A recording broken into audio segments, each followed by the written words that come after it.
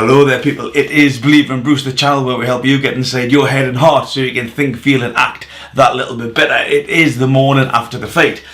So Anthony Joshua has regained his belts that he lost to Andy Ruiz. Andy Ruiz now lost, and I don't know if you watched the post-fight press conference, but this is the little bit that's interesting, because what I would like to do now is just offer a very quick video on the body language clues that told you a little bit what was going on inside Andy Ruiz's head during the final press conference. And again, it's easy to look back and say, okay, there it is, but actually from a learning perspective, it's a really unique opportunity to first of all have listened to what Andy Ruiz has said after the fight, you know, when all these reasons come out and what he done, he didn't concentrate, etc., which we'll go into in a second.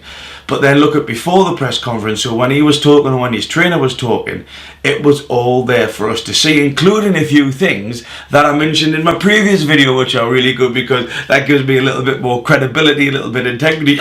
Believing Bruce was right because he pointed this stuff out, and there you go. Andy Ruiz is now admitting the stuff that Believing Bruce highlighted on a video before the fight took part. So if you do like about the body language, like it, love it, please comment below, subscribe to us, because I'm going to be doing more body language videos as well as my mental health and well-being in general.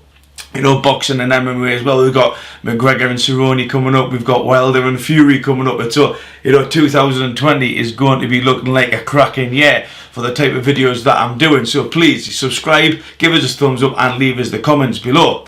So in the post-fight press conference, what Andy Ruiz did is he basically said, look, I've got carried away with the moment. Yeah, I've got carried away with the moment, and I get where he's coming from.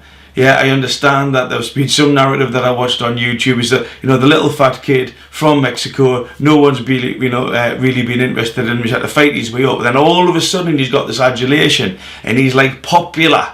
Yeah, everybody's interested in him now, which he's never had before. So again, you know, when you looked at the sort of part of the brain called the ventral striatum, that reward and recognition center, the mesolimbic dopamine pathways, where all of those things keep getting hits, he starts to feel important, he's took to the partying, yeah, he's been drinking, he's been eating, etc.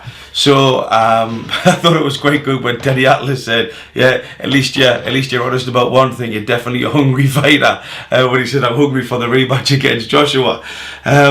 So all of this stuff come out, and you can see that how his psychological perspective has changed. You know, the landscape has changed, but it's also understandable, it's even allowable, if you will. Yes, he's just blew his load, not like that, he's just blew, you know, the opportunity that he had by recognising himself that he was partying, he was drinking, etc., etc. So he's probably doing all of the stuff that, you know, he didn't do the first time.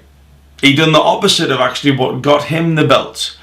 So again, his mental landscape changed, and this is how important mental preparation is. We talk about hitting the heavy bag, we talk about skipping, we talk about the road work. The mental preparation is the core thing that everything else should be built around. If you haven't got the mental preparation right, then you're going to struggle in all other areas. This is why stuff like Believing Bruce, and again, if there's anybody out there who wants to look into their own mental preparation, drop me a line. Yeah, there's many people reaching out to me, and I'm trying to help as many people as I can. But unless you've got that mental muscle, let's call it mental muscle, you're doing the reps in the mental gym, then you're always going to struggle with the physical side. So what I'd like to do is just give you a few clips from the press conference that occurred before the fight, you know, including the stuff that I said, and now it's almost like a da-da moment. It becomes relevant. Yeah, it becomes relevant, you can see where it's coming from. And remember, when we're talking about body language, it's the limbic system. Yeah, the hippocampus, the hypothalamus, the thalamus, the amygdala, all that part that starts to react with the prefrontal cortex, but it's what you're verbally saying doesn't match up. You haven't got that synchrony, yeah, or your body's doing something else. Now, interesting, yeah, there's going to be a few points where it's actually the trainer talking. Yeah, where it's Andy Ruiz's trainer talking, and I want you to observe what Andy's doing. Yeah. Because again, Andy's hearing these words as if they're his own. You know, we can't not hear when people speak. So he's got this narrative going on in his head. So this is really powerful. So this is not just him saying this stuff. What we've got is a separate distance. The trainer talking across here, and then Andy Ruiz reacting. Yeah. So they haven't got that congruence. He's not agreeing with what the trainer's saying. Something's going on with an Andy Ruiz. And remember, biology does not lie. So the first one we're going to play here is where Manny talks, his trainer talks about the preparation. So I'll just show you the clip. Preparation. That's one thing that we didn't have for the last fight. So you see that when he was talking about showing the clip, you could see the lip compression.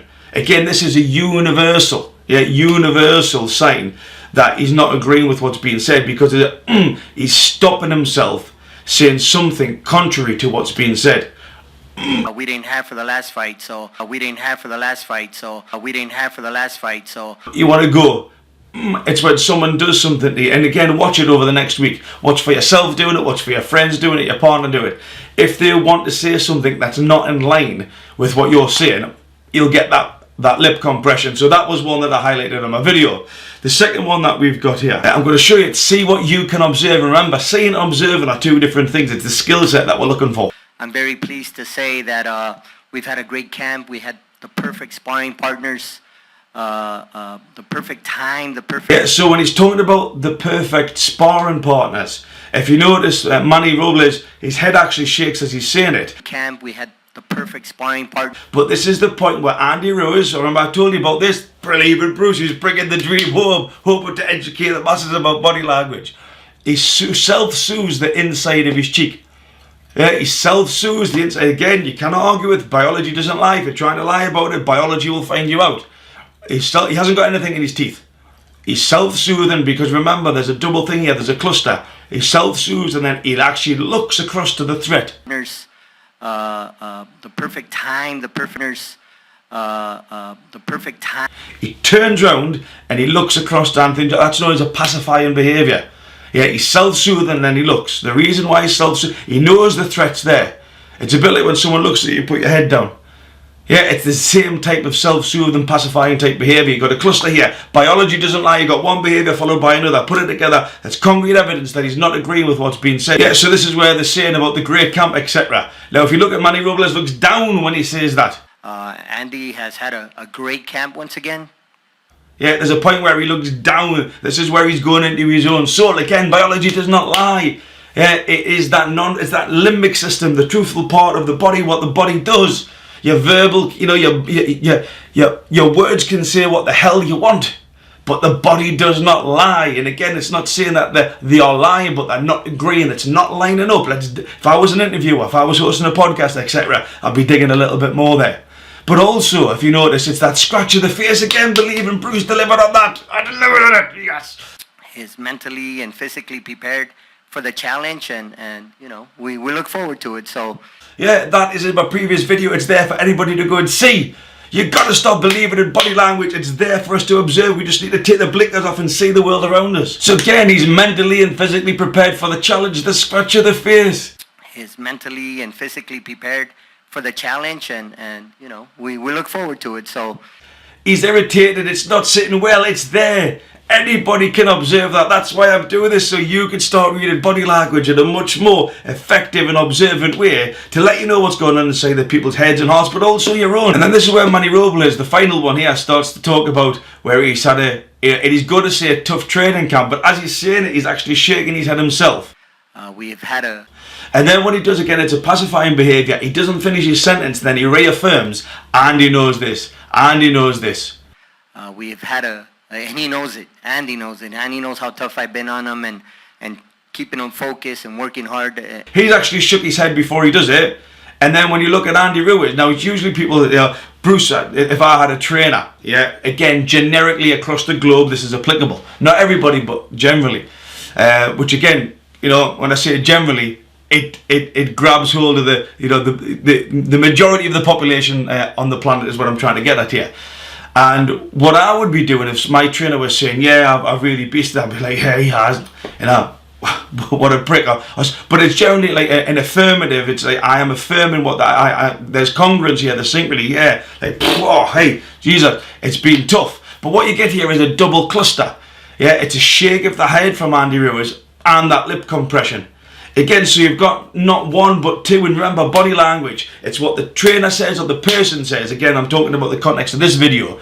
It's at the specific point, 2 seconds before, 2 seconds after. What is the body doing right then? Yeah, people say, oh, he's got an itchy feet. No. If he's saying something and he's reacting at that particular moment, there's a 99% chance that there's something else going on. So watch the video here. And keeping on focus and working hard. He's talking about keeping him focused, working hard. No, Andy Ruiz is telling you, And keeping on focus and working hard. there's something else going on here. And then you just need to watch the fight. You just need to watch the post-fight press conference to say, actually, yes, now I'm seeing it. But we often see, but we don't observe.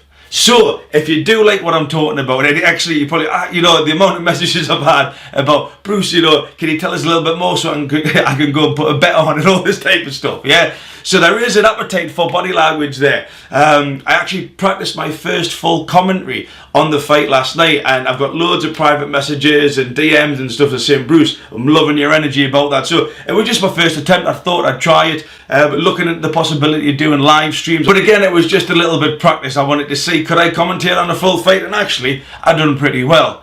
But if you like your body language, if you like the mental health and well-being, if you like that psychological performance and learning about what's going on inside your head and your heart, then subscribe, give us a thumbs up, keep watching the video, because obviously the whole purpose of what I'm trying to do here is to help people think, feel and act a little bit better so you can become better versions of yourself. Believe in Bruce. Thanks very much for your time.